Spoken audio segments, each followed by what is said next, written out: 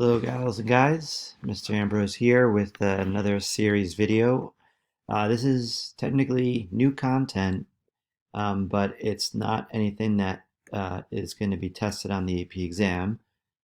But hopefully this will help kind of tie up everything that we've done with series. So if you recall when and the topic is going to be on interval conversions. So when we started series, the first part of series, the main idea of the first part of series was to try to construct series, especially for certain functions. So if you recall, like the sine function, the Maclaurin series for the sine function, first term was x, the next term after that was x cubed over 3 factorial, then it was x to the fifth over 5 factorial, and basically, this continued, and the Sine-Maclaurin series consisted of all odd powers of x. And one of the other things that you did was you didn't necessarily write it in the sigma notation, but you wrote the general term to such series. And because of the alternation of signs here, we can write -1 to the n. Because of the odd powers of x, we can write x to the 2n plus 1, and then we can put that all over the same odd numbered factorial. And this would be the general term, and that in this series would represent the sum of all these terms of this series that represents or is equivalent to the function. But the thing was, while we did construct series for functions and we found ways to do it for any particular function, what we weren't able to do in most of these cases was determine exactly for what x values this series equals this function. And that's what we refer to as the interval conversions. We were able to do this when the series was a geometric series, but most of these Maclaurin series were not geometric. But now that you know the conversions test that I've gone over the past couple of weeks, we can now actually determine what is this interval convergence for this Maclaurin series and this function. And the test that we use to get the ball rolling is going to be the absolute ratio test, because if you look at the terms of this particular Maclaurin series, there are factorials in it. And as I mentioned, when you have factorials in your respective series, the absolute ratio test does a very good job of determining overall conversions. So let's apply the absolute ratio test. So I'll write the limit as n approaches infinity. I'll take the absolute value, and I'll write the n plus first term to this particular series. So I'll write -1 to the n plus 1, and then I'll write x to the, and we have to be careful, you want to plug n plus 1 in for this n, which is being multiplied by 2, and then we're adding 1 to that. And so I claim if we carefully simplify that, we would get 2n plus 3 as that exponent, because again, we distribute the 2 into n plus 1, and then after that we would add 1 to get this 2n plus 3. And then I'll put that over the same 2n plus 3 factorial, and then instead of dividing the n plus first term by the nth term, I'll go straight to multiplying by the reciprocal of the nth term, which would be 2n plus 1 factorial all over -1 to the n times x to the 2n plus 1. And here's our setup of our ratio of successive terms. And as with the ratio test, you usually want to try and simplify things down. Now, because we're taking the absolute value of this, and these expressions here, -1 to the n plus 1 and -1 to the n, are just -1 to a particular power, and we're taking the absolute value, I claim those we can just get rid of right away, because the absolute value of -1 is just 1, and that's not going to affect the rest of what we have here. Now, the other thing we can try to reduce down here is these powers of x. Technically, because this power here is higher, I claim that if we were to reduce them, we would end up with x squared left over here, because 2n plus 3 minus 2n plus 1 would just be 2, and that would be left over in the numerator. So we have x squared left over in the numerator. And then with these factorials, the 2n plus 3 factorial is larger than the 2n plus 1 factorial. In particular, if we examine this more closely, 2n plus 3 factorial would be equal to 2n plus 3 times 2n plus 2, and then from there 2n plus 1, and then that would continue going down on and on and on. So 2n plus 3 factorial is equal to all this here, but we can then reduce the common 2n plus 1 factorial with that there, and what we would be left with is just 2n plus 3 times 2n plus 2 in the denominator. And so now we've reduced down our expression to this here. And at this point, I claim we're ready to evaluate the limit of this expression as n approaches infinity. But the thing to be cognizant of, and this gets a little bit tricky when you're trying to find the interval convergence, is that while we have this variable of x in this expression, that variable of x is not going anywhere as n is approaching infinity. So because of that, we can treat this as a constant as we look at n approach infinity here and here. And as n approaches infinity, if we were to plug in the infinity into these n's here and here, we would basically end up with infinity times infinity in the denominator, and infinity times infinity is still infinity, and a constant over infinity is just equal to 0. And so regardless of what x is, regardless of what x may be in our series, even if x is like a billion or a trillion or whatever large number you can think of, that's a finite number, this limit will always equal to 0, which we know is less than 1. And because of that, the interval of convergence for the Maclaurin series for sine on the sine function is all real numbers. The interval would range from negative infinity to infinity. So this Maclaurin series actually will always equal the sine function for any x value. And so now we know for what values of x this Maclaurin series equals the sine function.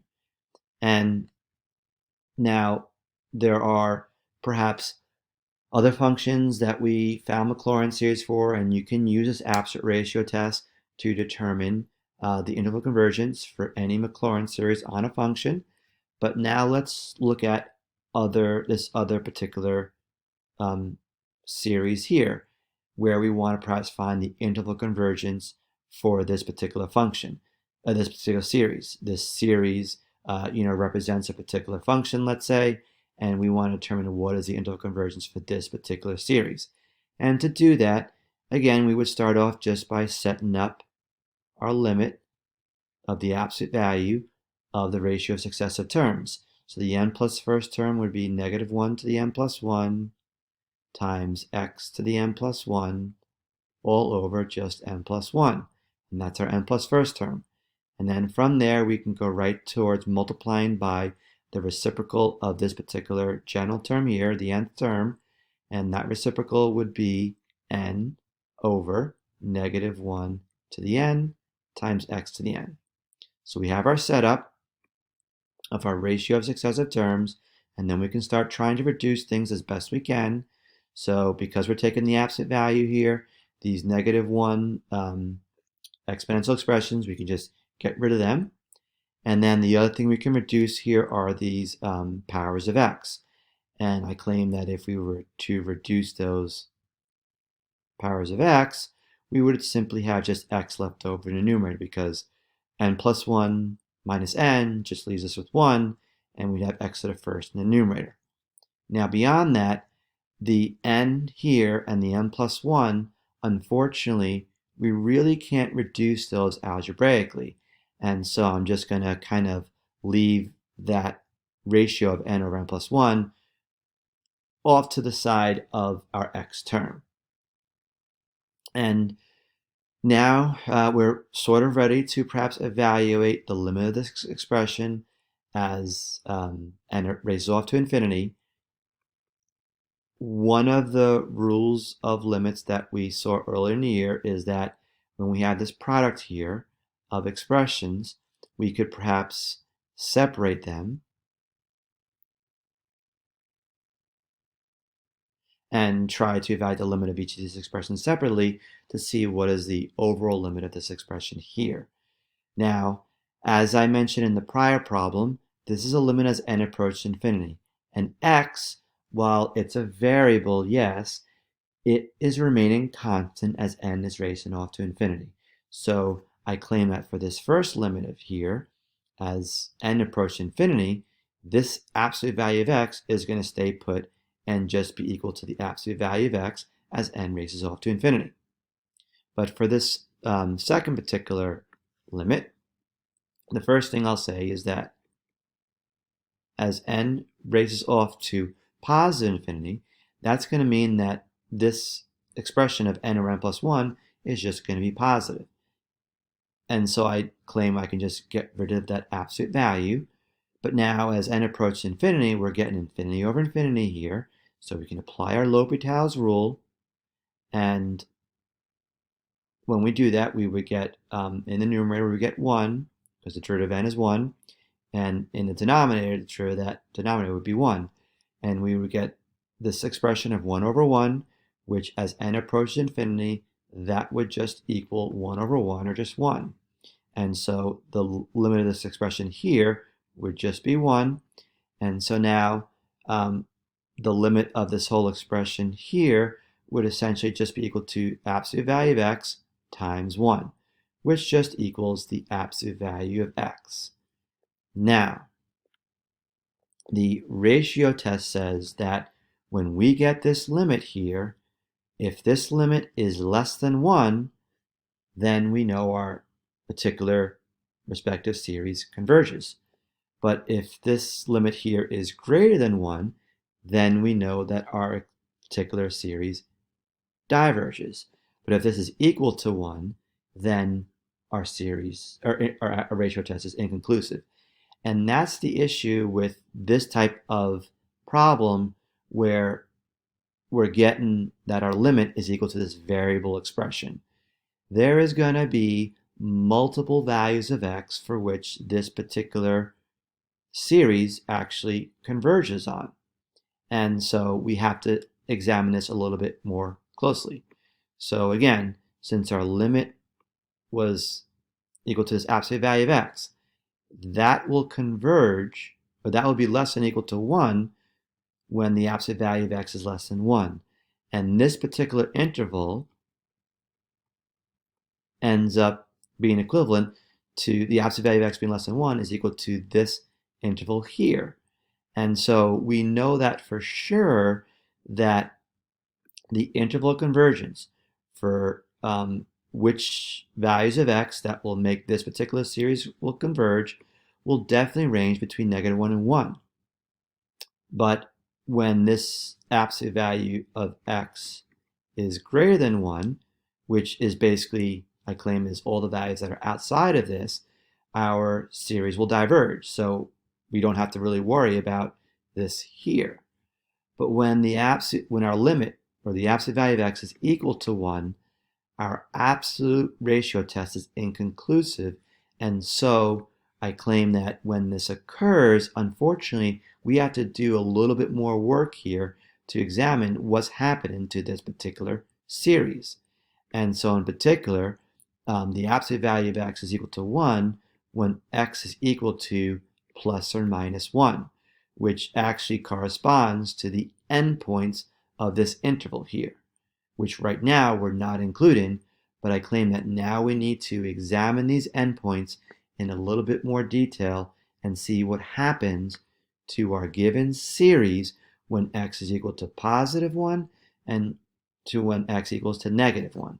And so we'll actually examine those two scenarios separately. So I'm going to rewrite my series here.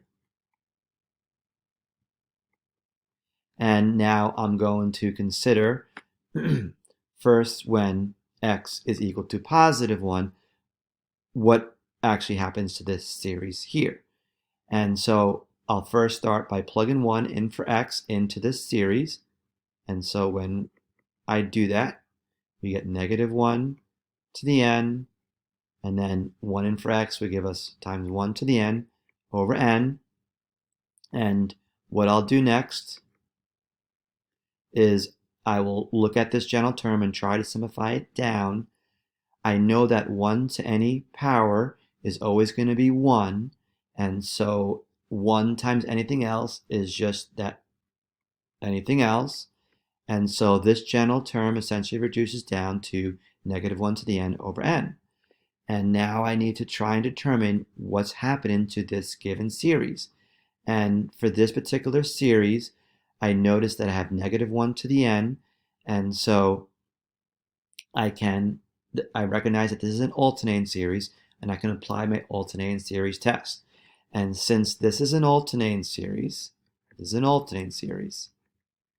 and my b sub n is equal to 1 over n, and I know that as n gets larger that this is decreasing, so my second condition to my alternating series test is met.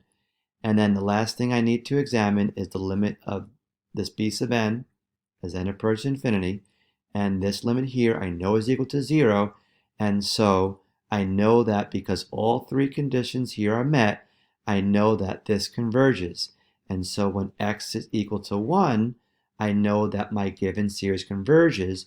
And for my interval of convergence, I know that when x is equal to 1, I'm definitely going to want to include that as part of my interval of convergence.